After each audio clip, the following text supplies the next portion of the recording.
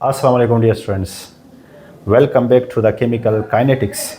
और आज का जो वीडियो है वो है what is the difference between molecularity of reaction and order of reaction. Notebook निकालिएगा, 5 मिनट का लेक्चर है लेकिन आपको बहुत कुछ सीखने को मिलेगा। बहुत इंपॉर्टेंट शॉर्ट क्वेश्चन है, what is the difference between molecularity and order of reaction. Dear students, यहाँ पर हेडिंग लगाइएगा मॉलिक्यूलरिटी और यहाँ पर हेडिंग लगाइएगा ऑर्डर ऑफ रिएक्शन। ठीक है, चलो जी।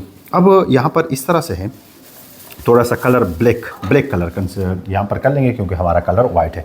ये किसी रिएक्शन का मॉलिक्यूलरिटी क्या होता है और ऑर्डर ऑफ रिएक्शन क्या होता है। मॉलिक्यूलरिटी भी एक रिएक्शन का होता है और ऑर्डर भी एक रिएक्शन का होता है, और ये दो डिफरेंट बातें हैं। ठीक है, यहाँ पर है total number of molecules involve in a chemical reaction is called molecularity. Like for example, मैं एक रिएक्शन लिखता हूँ, ये ए है, ये बी है, यहाँ पर सी है, ये आपस में रिएक्शन करके क्या बनाता है, प्रोडक्ट। तो यहाँ पर मॉलिक्यूलरिटी 3 है। मॉलिक्यूलरिटी क्या है, 3 है। लेकिन यहाँ ऑर्डर ऑफ रिएक्शन क्या होगा?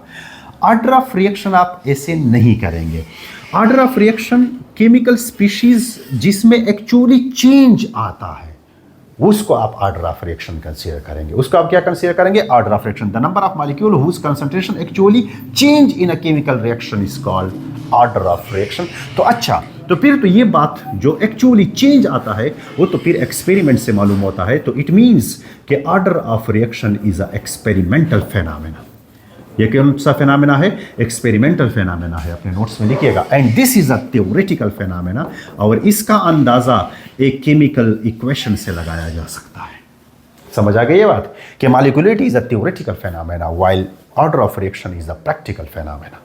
ठीक है, ये भी पॉइंट आप नोट करें। अच्छा, it is obtained by taking sum of the number of mole of the reactant that take part in a chemical reaction. For example, कैसे देखो, यहाँ पर 2 मोल है A और यहाँ पर 3 मोल जो है वो B है, और एज ए रिजल्ट प्रोडक्ट बनता है। तो यहाँ मॉलिक्यूलरिटी क्या होगा? 2 + 3 molecularity of this reaction is 5, but order of reaction इसका नहीं हो सकता है 5। ऑर्डर ऑफ रिएक्शन तो टोटल 3 है। तो it is obtained by taking sum of the all exponent of concentration terms in the rate expression.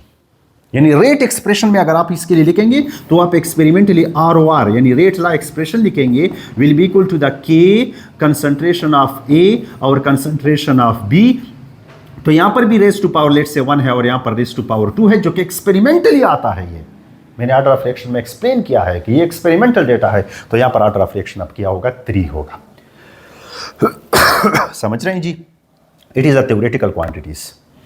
An experimental quantity indicated by the performing a kinetic study of a reaction। यानी मतलब आप experiment करेंगे, आप experiment से rate law expression मालूम करेंगे, तो तब जाके आप इसको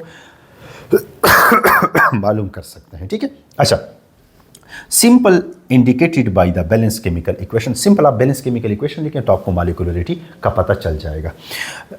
अच्छा, can be fractional and can be zero. यानी ऑर्डर ऑफ रिएक्शन वो फ्रैक्शनल ऑर्डर भी हो सकता है, मेरी वीडियो में मौजूद है, और वो जीरो ऑर्डर भी हो सकता है। लेकिन मॉलिक्यूलरिटी तो कभी जीरो नहीं होगी। मॉलिक्यूलरिटी तो कभी जीरो नहीं होगी। अच्छा, इसके बाद ऑलवेज अ होल नंबर। हमेशा के लिए मॉलिक्यूलरिटी या 1 होती है, या 2 होती है, या 3 होती है, या 4 होती है, या 5 होती है। मॉलिक्यूलरिटी तो हाफ नहीं हो सकती है, क्योंकि यहाँ पर आप हाफ मोल लिख भी नहीं सकते हैं किसी केमिकल रिएक्शन में। It have a maximum value equal to the 3। Order of reaction जो है उसका मैक्सिमम वैल्यू जो है वो 3 के इक्वल है। ठीक है जी।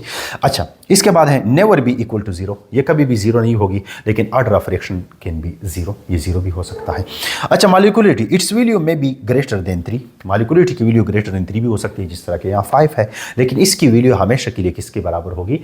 हमेशा के लिए मैक्सिमम जो है वो 3 आ सकती है, उससे कम 2, 1, 0 एंड फ्रैक्शन ये हो सकता है। ठीक है, अच्छा, have a no concern with the mechanism of reaction. अच्छा, मॉलिक्यूलरिटी का जो है उसका मैकेनिज्म ऑफ रिएक्शन पे कोई इफेक्ट नहीं होता, मैकेनिज्म ऑफ रिएक्शन का साथ उसका कोई ताल्लुक नहीं होता, लेकिन ऑर्डर ऑफ रिएक्शन आपको मैकेनिज्म ऑफ रिएक्शन भी एक्सप्लेन करके देता है।